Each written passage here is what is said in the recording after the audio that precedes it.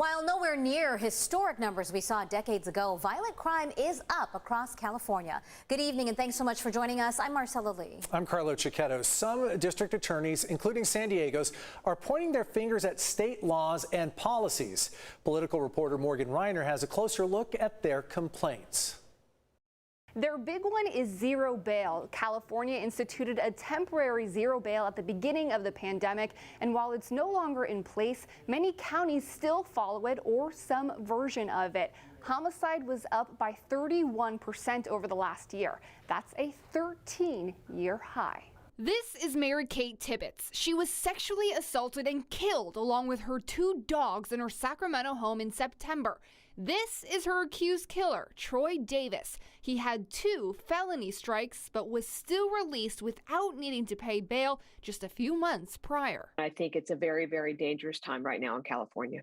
Tippett's story is not unique. Marie Schubert is the Sacramento district attorney. In just her county from March 2020 through September 2021, 5,100 inmates were released on zero bail. The total number of rearrests, 4,400. Some of them have resulted in very serious violent charges, including, a number of murders. In San Diego County, close to 65% were rearrested. The 2 district attorneys are part of a current lawsuit to stop the potential early release of 76,000 more inmates. Fortunately, we were able to stop that. Their complaints do not stop there. Schubert said $20 billion worth of fraud within the Employment Development Council, in charge of unemployment checks, is likely leading to an increase of illegal weapons on the streets. We've had our law enforcement partners go out and do either search warrants or they're stopping a car or whatever.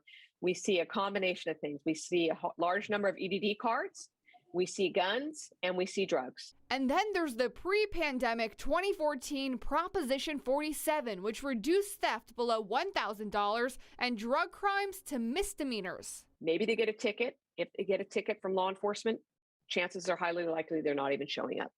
That's the challenge that we face, is that we don't have the tools to hold them accountable. But in 2020, the California Policy Lab found that overall, property crime, which includes theft, declined by 7.7%, although it does not include 2021, where in just the last few weeks, we've seen a wave of retail theft.